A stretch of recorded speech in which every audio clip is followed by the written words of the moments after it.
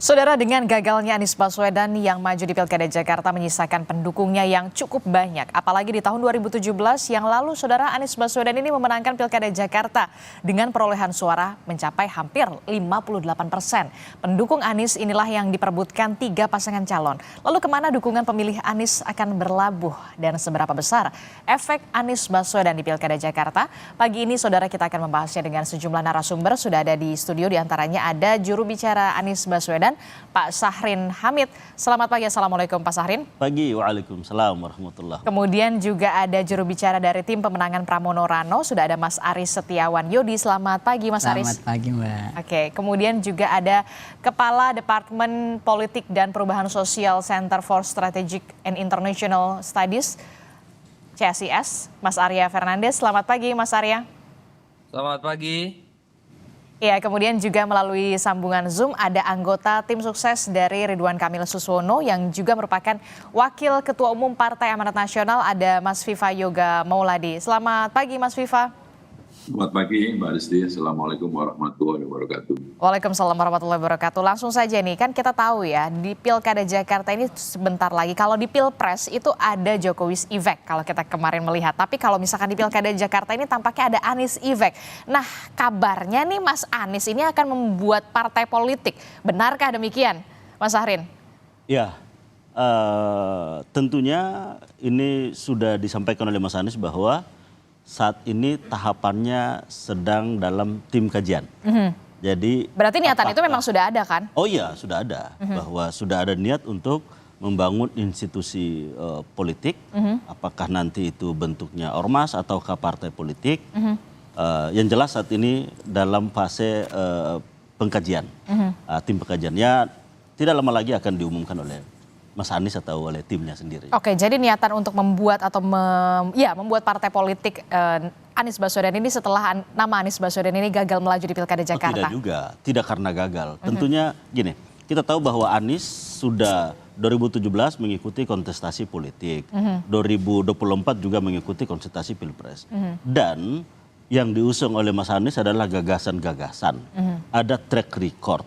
Nah, ini semua kan memerlukan instrumen politik. Dan kita tahu bahwa partai politik beberapa fungsinya adalah yang pertama menjadi bagian dari edukasi politik, instrumen untuk mengedukasi rakyat. Yang kedua adalah menjadi agregasi, artikulasi, alat perjuangan aspirasi rakyat. Nah, dan juga yang ketiga adalah menjadi instrumen untuk distribusi kepemimpinan publik ataupun kepemimpinan politik. Nah, ini semua kan terinstitusionalisasi dalam partai politik. Apalagi sistem politik Indonesia sebelum dipilih oleh rakyat atau oleh warga, ada saringan threshold yang harus dilewati, yaitu partai politik. Nah, sehingga partai politik ini memang penting. Oleh karenanya bagi Mas Anies ini patut dipertimbangkan. Apakah nantinya ini menjadi institusi partai politik sebagai instrumen untuk memperjuangkan gagasan-gagasan politik Anies, ataukah misalnya cukup dengan ormas untuk menghimpun kesamaan pikir, kesamaan cita-cita perjuangan. Nah, saat ini tahapannya masih dalam tahap kajian. Jadi masih membahas antara mau membuat partai politik ataukah mau membuat ormas begitu ya. Tapi kalau banyak yang mengatakan ini sudah saatnya seorang Anies Baswedan kalau tidak mau kemudian bisa dikatakan mengikuti partai politik yang sudah ada begitu ya. Sudah saatnya untuk membuat partai politik karena masanya banyak banget. Itu artinya nama Anies Baswedan tidak akan mengendorse salah satu pasangan calon yang berlaga di Pilkada Jakarta? Ya, memang dari sisi nama, ya kita tahu bahwa kita harus akui nama Anies ya saat ini memang sudah memiliki elektoral yang sudah teruji. Dan kita tahu juga bahwa tokoh-tokoh besar bangsa ini juga selalu membangun instrumen politik melalui partai politik. Ada Amin Rais dulu membangun MARA, kemudian Partai Amanat Nasional, SBY kemudian menjadi Partai Demokrat, begitu pula Pak Surya Paloh, Nasdem Ormas kemudian menjadi Nasdem sebagai partai politik. Nah, tentunya ini adalah bagian dari instrumen alat perjuangan politik di bidang politik. Nah, terkait dengan Pilkada DKI, ya kita tahu bahwa Anies juga sudah memiliki elektoral fix yang sudah diuji pada Pilkada 2017 maupun pada Pilpres 2024. Dan kalau kita lihat survei-survei bahwa preferensi warga atau aspirasi warga yang tergambar melalui survei-survei politik memang mayoritas. Jadi pertanyaan urut saya satu, sampai gitu kan. saat ini Mas Anies belum ada niatan untuk mengendorse salah satu 3 paslon begitu? Nah, tentunya Mas Anies saat ini kan sudah menjadi sosok yang dijadikan referensi oleh warga. Kenapa? Pertama adalah sudah melewati atau memiliki rekam jejak masa tugas pada saat 2017-2022. Yang kedua, apa yang dijanjikan itu tertunaikan. Sehingga yang terbentuk adalah trust terhadap Mas Anies. Nah, trust inilah terpersonifikasi kepada Mas Anies. Nah, oleh karenanya masyarakat tentunya para pemilih Anies secara khusus pasti menunggu memang kemana kira-kira arah Mas Anies. Nah, dan sampai saat ini memang betul tidak ada ataupun belum ada. Tidak ada atau belum ada? Belum. Bukan tidak ada ya, belum. Kan tahapannya kan juga masih masa, kan penetapan caleg juga belum, penetapan calon. Penetapan calon kan kurang lebih nanti 22 September. Ya. Terus setelah itu 25 baru masuk masa kampanye. Jadi ya masih lama barang ini kan. Jadi kita ikutin aja dulu tahapan-tahapan ini sampai dengan calon ditetapkan, dan tentunya ya bahwa warga masyarakat kalau melihat bahwa apa sih sebenarnya yang membangun kepercayaan terhadap Anies? Nah, rakyat menjadi percaya, terutama rakyat kecil, karena ada banyak hal konkret yang telah dibuat oleh Anies untuk warga masyarakat miskin kota, untuk warga-warga yang lemah dengan berbagai macam program-program sosial untuk warga, itu kan banyak hal. Nah, sehingga calon mestinya sudah harus mulai mengidentifikasi apa problem-problem real warga yang terkait dengan apa yang pernah dilakukan oleh Mas Anies selama masa pengabdiannya sebagai gubernur Jakarta. Saya ke Mas Aris dulu. Mas Aris, ini kan kalau kita lihat ya, suara Anies Baswedan di Pilkada Jakarta atau di kemarin Pilkada Jakarta 2017, kemudian di Pilpres ini kan memang selalu top of mind lah, top 3 gitu ya. Nah, bagaimana kemudian pasangan Pramono Rano ini bisa meyakinkan nama Mas Anies Baswedan untuk bisa mengendorse Pramono Rano untuk bisa meningkatkan elektoral di Pilkada Jakarta, atau memang mengaplikasikan saja program-program yang sudah baik dijalankan oleh nama Anies Baswedan ke Pramono Rano? Jadi yang pertama yang perlu ditekankan bahwa pasangan Mas Pram dan Bang Dul ini pasangan yang ingin berdiri di semua golongan dan lapisan masyarakat, termasuk juga para tokoh-tokohnya, gitu kan. Jadi kita bisa paham betul bahwa di Pilpres kemarin pemilih Mas Anies di Jakarta misalnya itu sekitar 2,6 juta, dari DPT mungkin 8 juta di Jakarta, kemudian di Pilkada 2017 lebih dari 3 juta, saya pikir itu sudah lebih dari, kalau di Pilpres itu proporsinya 30% suara, itu saya rasa memang suara yang cukup besar. Jadi memang pada prinsip utamanya bahwa pasangan Mas Pram dan Bang Dul ini juga mengajak atau merangkul semua pendukung dari paslon-paslon yang sebelumnya berlaga. Gitu. Jadi misalnya pendukung Mas Anies kami sangat welcome jika ingin bersama-sama membangun Jakarta ke depan. Tapi gimana caranya? Pak Prabowo juga kita rangkul, apalagi pendukungnya Mas Ganjar seperti di Pilpres sebelumnya. Di Pilkada 2017 pendukung Pak Ahok juga kita sangat welcome jika ingin mendukung. Pendukung Mas AHY pun juga kita sangat welcome untuk menggabung. Jadi kita tidak ingin membatas-batasi, mengkotak-kotakan, karena memang prinsip kita ini membangun Jakarta ini untuk sama-sama semuanya.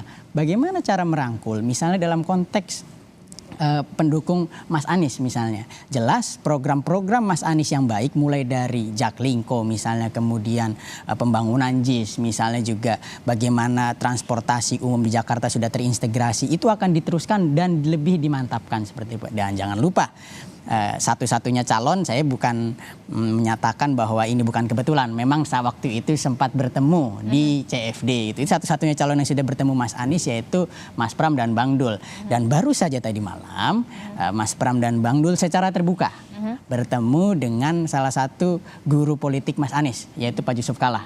di kediamannya. Itu terbuka bertemu sampai pertemuannya itu sangat hangat. Kemudian Mas Pram juga dipeluk oleh Pak JK dan Pak JK juga menitipkan pesan-pesan kepada Mas Pram jika memimpin Jakarta apa-apa saja yang perlu dibenahi. Mas Pram juga secara terbuka di depan media bersama Pak Yusuf Kalla itu menyampaikan bahwa Pak Yusuf Kalla juga berjasa terhadap urusan-urusan salah satunya banjir di Jakarta. Itu saya pikir adalah suatu keinginan, ada satu nafas yang sama. Saya pikir antara gagasan-gagasan Mas Anies terhadap pembangunan Jakarta dengan apa yang ingin diperjuangkan Mas Pram dan Bang Dul. Apa yang ingin diperjuangkan Mas Pram dan Bang Dul jelas, yaitu memperjuangkan kesejahteraan masyarakat Jakarta. Perjuangannya dan keberpihakannya terhadap kaum miskin kota seperti apa. Nah, saya melihat bahwa yang disampaikan misalnya Mas Sahrin tadi bahwa Mas Anies ini sangat dekat dengan masyarakat Jakarta, keberpihakannya sudah jelas. Ini sedang diikuti lah setidaknya oleh Mas Pram dan Bang Dul dengan apa? Sejak mendaftar ke KPU, Mas Pram dan Bang Dul ini sangat antusias atau sangat gencar turun langsung ke masyarakat. Jadi program dan visi misinya nantinya tidak seolah-olah datang tidak dari masyarakat. Tidak dipaksakan misalnya ini baru datang ke Jakarta nih, kemudian ini Jakarta butuh ini, tidak. Tetapi ditanyakan langsung dari masyarakat apa membutuhkan apa seperti itu. Apalagi Bang Dul misalnya, itu jiwanya seperti di Jakarta sekali gitu loh. Komunikasinya seperti tidak ada jarak dengan warga dan yang membuat pemimpin itu bisa menyelenggarakan pemerintahannya dengan baik, dengan demokratis dan efektif adalah pemimpin yang tidak berjarak dengan masyarakatnya.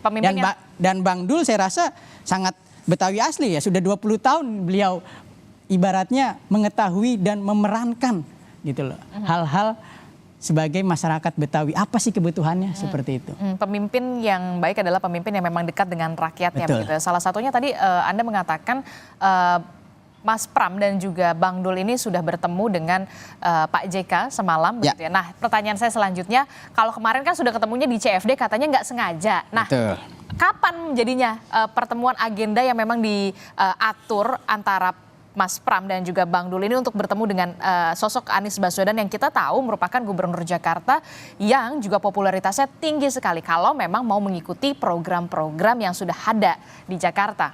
Betul, jadi Mas Pram dan Bang Dul ini juga secara saya sampaikan calon yang sejauh ini paling lengkap bertemu dengan gubernur-gubernur DKI sebelumnya. Pernah bertemu Bang Yos, pernah juga bertemu Bang Foke, juga bertemu dengan Ahok, malah diantar oleh Pak Ahok saat mendaftar ke KPU dan juga pernah bertemu dengan Mas Anies secara tidak langsung. Tetapi pertemuan-pertemuan yang sifatnya nanti lebih formal, lebih mungkin serius, saya yakin tadi Bang Sahrin juga mengatakan masih panjang waktu sebelum pemilihan. Dan saya meyakini agenda itu akan terjadi. Karena Mas Pram juga sampaikan sudah minta kesediaan Mas Anies untuk bertemu. Saya pikir memang semangatnya Mas Pram ini sangat luar biasa ya. Semangat yang ingin merangkul semua pihak. Karena Jakarta ini Jakarta adalah kota yang sangat majemuk. Jakarta ini tidak bisa diselesaikan permasalahannya oleh satu pihak dan pihak-pihak tertentu saja. Melainkan semua. Semakin banyak orang yang mendukung, semakin banyak permasalahan Jakarta ini akan dipikirkan oleh bersama. Dan insya Allah jika nanti Mas Pram dan Bang Dul terpilih, pembangunan di Jakarta ini semakin maksimal. Apalagi dengan pembangunan, dengan pengalaman Mas Pram yang selama ini malang melintang di dunia pemerintahan, dengan koneksi-koneksi beliau, dengan para tokoh-tokoh politik nasional membuat sekat-sekat komunikasi itu seolah tidak ada. Seperti itu, Mbak. Oke, jadi kita akan tunggu apakah benar akan terjadi pertemuan antara Pramono dan juga Dul dengan Mas Anies begitu ya, kalau memang benar-benar mau mengaplikasikan ketika nanti Mas Pram dan juga Bung Rano ini benar-benar akan memimpin Jakarta, program-program yang baik di Jakarta yang sebelumnya sudah dilakukan oleh Mas Anies. Saya ke Mas Viva. Mas Viva, kalau Mas Pram dan juga Bung Rano ini katanya mau bertemu dengan Mas Anies begitu ya, supaya bisa lebih intens lagi komunikasinya. Nah, kalau pasangan RK Suswono seperti apa untuk bisa menggait suara pemilih dari Anies Baswedan untuk bisa meyakinkan para pendukung Anies Baswedan inilah RK Suswono loh? Iya, Mas Anies di Jakarta punya basis sosial, punya basis massa, kita akui, dan seberapa kekuatan basis massa itu dari seluruh pasangan calon juga berharap agar Mas Anies mendukung pasangan calon. Bagi kami, pendukung Kang Emil dan Pak Suswono, Mas Anies itu bukan orang lain lagi, jadi sama Mas Sahril juga sudah kawan, sudah sering telepon, dan ada jejak sejarah perjuangan yang namanya Nasdem, PKS, PKB, itu kan juga masuk pendukung Ridwan Kamil Suswono. Jadi tidak usah berpikir panjang, kami berharap juga Mas Anies juga bisa mendukung Ridwan Kamil dan Suswono gitu, karena punya ikatan ideologis, punya ikatan sejarah gitu. Jadi bagian itu menjadi hal yang penting bagi kami dalam proses untuk pemenangan Pilkada Jakarta yang pertama. Yang kedua, kita melihat bahwa Jakarta itu adalah masyarakat yang plural, banyak sekali suku-suku bangsa ada di Jakarta, dan kita mengakui bahwa ini adalah sebuah pesta demokrasi pilkada yang sangat baik karena sudah tidak ada lagi politik identitas dan seluruh pasangan calon akan bertempur, berlaga, melakukan diskursus bagaimana bisa memenangkan Jakarta dengan ide, dengan gagasan, dan bisa meyakinkan kepada para pemilih bahwa calon yang terbaik adalah yang mampu untuk memberikan solusi terhadap problematika di Jakarta. Dan ini menjadi hal yang sangat baik bagi kita semuanya untuk memberikan pilkada di Jakarta itu menjadi pilkada yang damai, yang membahagiakan, yang mengedepankan pada ide pemikiran untuk memberikan solusi yang terbaik bagi problematika di Jakarta. Kalau hal-hal yang menyangkut soal politik, ya saya rasa Mas Syahril dengan kita itu dekat gitu. Tapi begini, kalau misalkan pasangan Pramono Rano ini kan sudah jelas secara terang-terangan mengatakan akan melanjutkan program-program yang baik dari gubernur terdahulu, salah satunya adalah nama Anies Baswedan, untuk dilanjutkan kembali programnya. Tadi sudah disebutkan sama Mas Aris, salah satunya adalah Jaklingko, kemudian juga ada apalagi Mas? Pembangunan JIS yang kita Pembangunan JIS begitu. Nah, inti untuk salah satunya adalah bisa dikatakan berputar otak untuk bagaimana menggait suara pemilih Anies untuk bisa meyakinkan ya kalau memang Pramono Rano. Kalau RK Suswono apakah juga akan mengikuti jejak-jejak program-program yang baik dari Anies Baswedan untuk RK Suswono supaya menggait pemilih suara Anies Baswedan ini bisa berlabuh ke RK Suswono, Mas Viva? Ya sudah pasti hal-hal program-program yang baik akan kita lanjutkan, kemudian kalau ada kekurangan akan kita perbaiki. Seperti tagline, melanjutkan dan menyempurnakan. Jadi itu juga berlaku buat pilkada di Jakarta, karena sesuatu yang baik yang memberikan manfaat buat masyarakat itu harus diteruskan dalam rangka apa? Untuk peningkatan kesejahteraan, kemakmuran, memberikan pelayanan publik sosial yang bagus. Kemudian kalau kemudian ada beberapa kekurangan, ya kita perbaiki bersama-sama dengan seluruh masyarakat, dengan seluruh anggota dewan, dengan seluruh stakeholder yang terlibat dalam rangka pembangunan di Jakarta agar Jakarta bisa lebih baik, lebih maju. Jadi program untuk itu terus akan kita lanjutkan dan kita sempurnakan.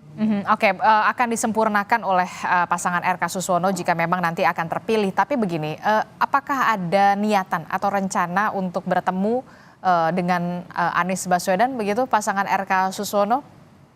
Kalau Kang Emil, Ridwan Kamil ya beberapa kali ketemu dengan Mas Anies, ya, baik yang terpublikasi maupun tidak terpublikasi. Jadi pertemuan itu ya menurut kami sesuatu yang baik untuk menyambung silaturahmi, tetapi yang lebih penting dari itu adalah adanya ikatan historis, adanya ikatan perjuangan yang sama antara Mas Anies dengan koalisi pendukung Ridwan Kamil dan Suswono, dan itu menjadi hal yang sangat penting agar para pendukung Mas Anies kita akan minta untuk bisa bergabung dengan Ridwan Kamil dan Suswono dalam rangka untuk melanjutkan pembangunan Jakarta program-program yang sudah dirintis oleh Mas Anies yang baik akan kita lanjutkan, dan kalau ada kekurangan kita perbaiki secara bersama-sama. Oke, sebenarnya nafasnya sama begitu ya. Apa yang sudah baik program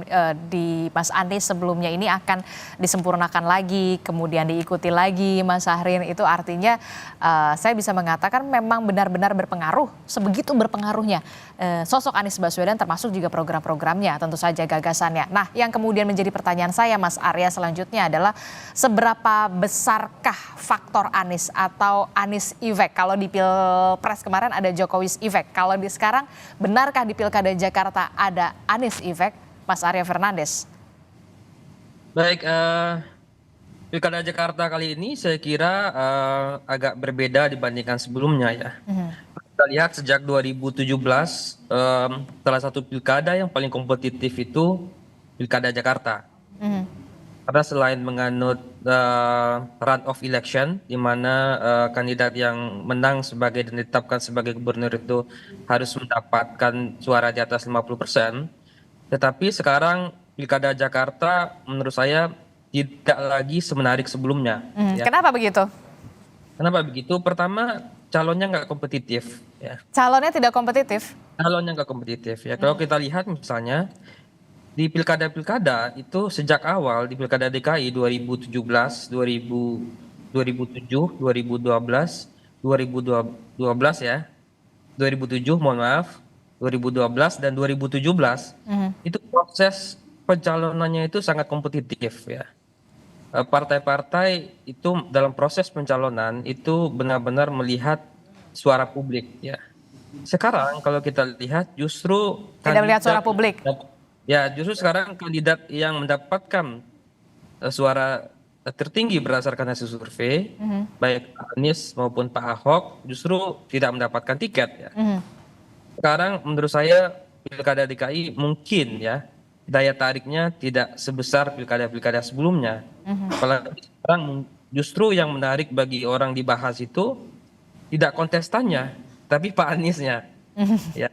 Orang tidak bahas Pak RK, orang tidak bahas Pak Pram, tapi orang justru bahas seberapa besar faktor Anies Baswedan di Pilkada ke Jakarta.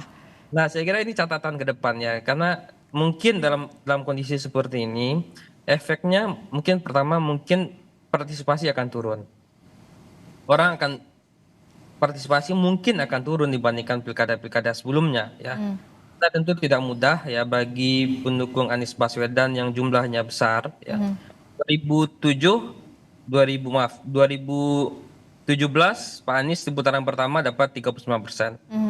Di putaran kedua dapat 57%. Di Pilpres mendapatkan 41%. Jadi kalau kita ambil rata-ratanya, basis pemilih Pak Anies itu di angka 45%. Nah, artinya tentu ini basis yang besar. Dan saya kira salah satu kontributor yang akan mempengaruhi siapa yang akan menang Pilkada mendatang, tentu saya kira adalah Pak Anies Baswedan menurut saya. Ya. Yang kedua, yang ingin saya katakan juga, PDI Perjuangan saya kira juga punya tantangan besar untuk di Pilkada DKI. Kita melihat misalnya di Pileg DPRD Provinsi, PDI Perjuangan kehilangan banyak kursi, ya, dari 25 kursi turun sekarang hilang 10, sekarang hanya sekitar 15 kursi. Dan PDIP tengah berada di kepungan banyak partai.